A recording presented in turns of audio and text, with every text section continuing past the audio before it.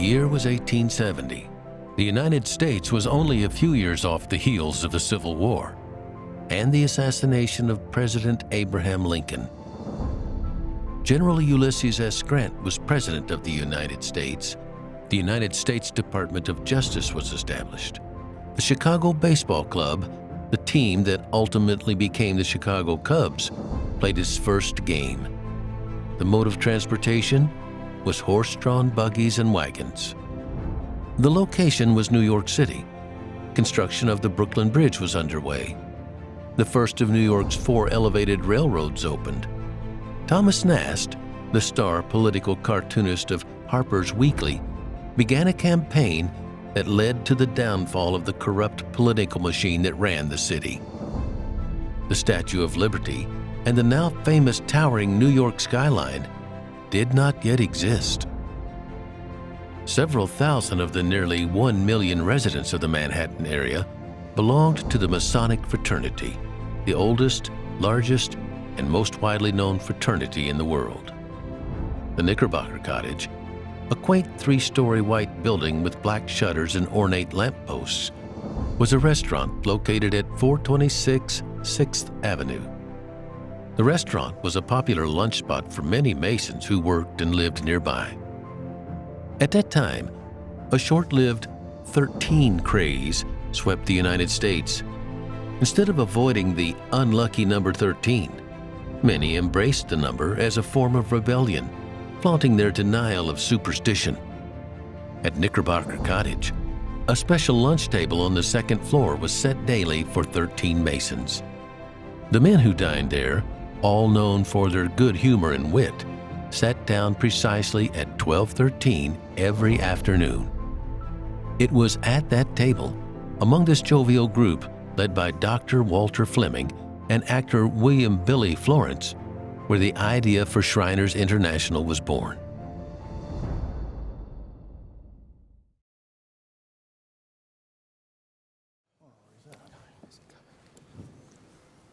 Oh, it's nice of you to be able to join us on such late notice, Billy. We can now start to dine with more than just 12. As we all know, that's an unlucky number.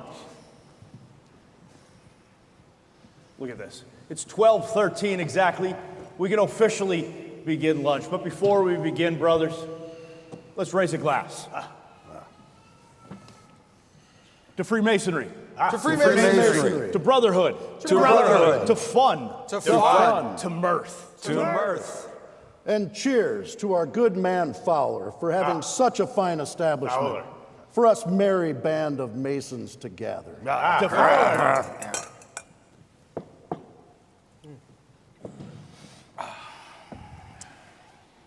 Although I do love all my brother Masons, it does seem that only those with the most wit and cheer take their lunch at the Knickerbocker. Well, you don't get to have your photo on these esteemed walls of the Knickerbocker for being a bore. Would it not be wonderful if there were an order that had all the ritual and structures of Masonry that we respect, but also had the humor and lightheartedness that we enjoy in our lunches? Indeed. Yeah. Men of virtue and esteem that also enjoy having a good time and a laugh. Yes. If there was ever a man to start such an order, it would be you, Dr. Fleming. Brother. And of course, your trusty man, Billy, who plays pretend for a living. I am most passionate about theatrics, both on and off the stage. While traveling abroad in France last year, I attended a magnificent Arabian Nights party. It was a sight to see all the guests dressed in Arabian garb. The decor was such that you could believe that you were in a mosque in the middle of the desert. I thought if I stepped outside, a camel might walk by. That sounds great, Billy. Honestly, wonderful, but slightly off topic. It really isn't. What if we created an order as Dr. Fleming had proposed, but with an Arabian theme? With titles and clothing and ritual modeled after those of the far-off lands of the Near East. It would have the splendor and structure of masonry, but would have pomp and flair, and most importantly, fun. There we go. Here, here. I think you're onto something, Billy. As someone who studies and speaks Arabic, I would be pleased to help with the cultural and language references. Very good. If everyone at this table has interest in such an order, I think we need to pursue it further. Yes. I agree. You bet. Very well then. Let us set a lunch date to discuss this further. I think there is great promise in establishing an ancient Arabic order for men of integrity who do not shy away from humor Indeed. and hijinks. Yes. Agreed? Agreed.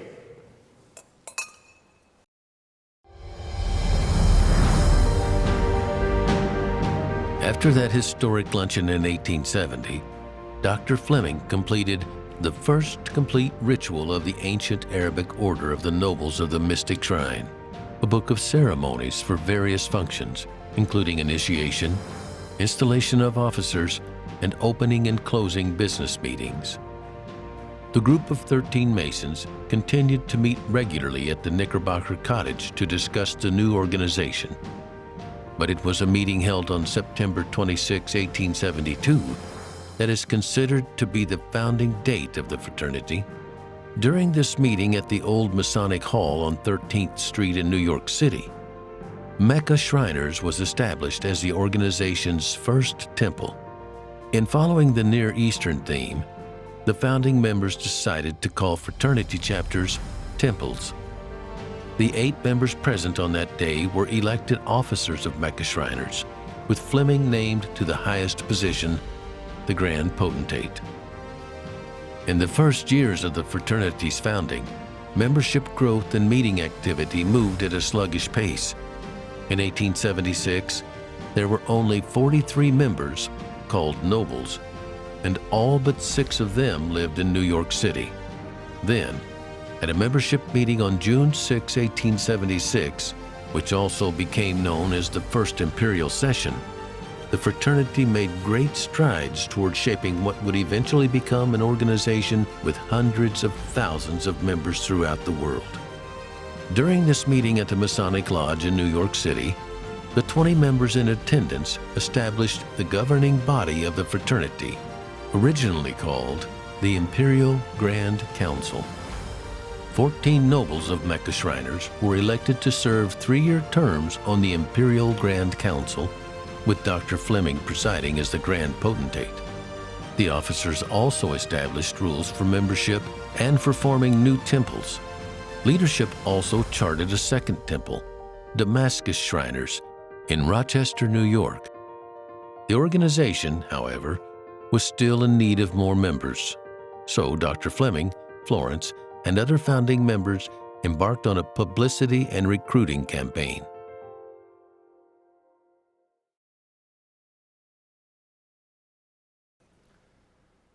Welcome, nobles. We are gathered here today on this Albany, New York, on the 6th day of February in the year 1877 for the second annual session of the Grand and Ancient Arabic Order, Nobles of the Mystic Shrine. I am Dr. Walter M. Fleming, your Grand Potentate, and I am honored to be here along with your Imperial Grand Council, as well as members of Mecca, Damascus, Naja, and Cyprus temples.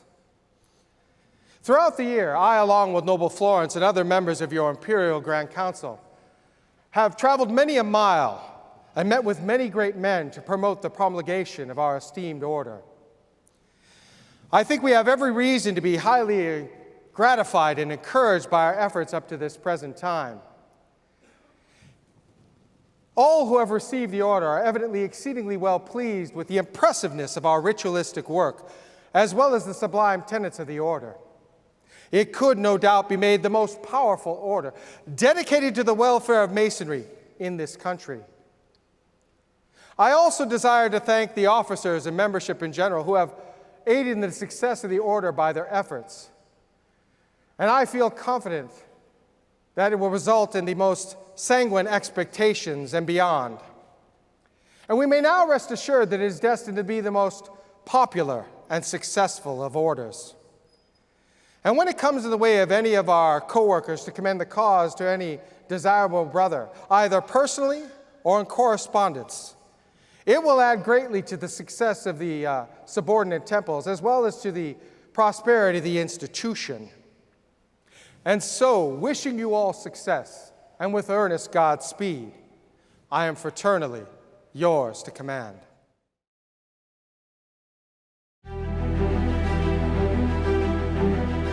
The membership recruitment campaign following the second annual session in 1877 was a major success. By 1878, there were 425 Shriners and 13 temples, including those in New York, Ohio, Vermont, Pennsylvania, Connecticut, and Iowa. 10 years later, there were more than 7,200 Shriners and 48 temples, including Ramesses in Toronto, Ontario, Canada, the first temple outside the United States. While Shriners International was established to give Masons the opportunity to focus on fun and fellowship, charity quickly became a significant cornerstone of the fraternity. From their earliest years, Shriners provided relief by means of volunteers and funds for victims of epidemics, floods, fires, and hurricanes. Temples raised money that they donated to underprivileged families, orphanages, Masonic homes, and children's hospitals. In 1919, W. Freeland Kendrick, then Imperial Potentate and member of Lulu Shriners, visited a facility in Philadelphia that offered residential medical care for the poor. This visit inspired Kendrick to plant the seed for an official philanthropy for the fraternity. Kendrick traveled more than 150,000 miles, visiting a majority of the 146 temples throughout North America to campaign for an official philanthropy. During his travels, he was also introduced to the Scottish Rite Hospital in Atlanta, which provided medical care to children with orthopedic problems whose families were not able to pay for care. At the 46th Imperial Session in Portland, Oregon, Kendrick recommended the formation of the Shriners' Home for friendless, orphaned, and crippled children. The report, given on June 23, 1920, was not well received by those in the meeting. That afternoon, Kendrick took the floor again and proposed building a hospital for children with disabilities and recommended that the funding come from an annual $2 per capita tax to fraternity members, and that it would be called Shriners Hospital for Crippled Children. Many Shriners expressed doubts about the practicality and the responsibility that comes with starting and running a children's hospital. The prospects of the plan were fading when a noble stood up to address the crowd.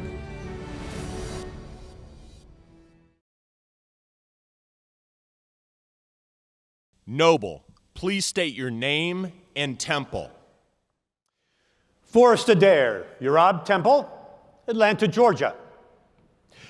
Imperial Potentate, I rise, unlike those before me, without reluctance, but with enthusiasm. I was lying in bed yesterday morning about 4 o'clock, and some poor fellow who had wandered from the rest of the band stood down there under my window for 25 minutes playing "I'm Forever Blowing Bubbles." Did you catch it? After a while, I dropped back into a peaceful sleep, and I dreamed. I dreamed of a children's hospital run by the Scottish Rite and visited by a number of members of the Imperial Council. And I thought of that wandering performer of the morning, and I wondered if there was not a great significance in the tune he was playing for the Shriners. "I'm forever blowing bubbles." We meet from year to year. We talk about our great order. We read the report of the hundreds of thousands of dollars we have accumulated and loaned to the banks and pay for our mileage and our per diem.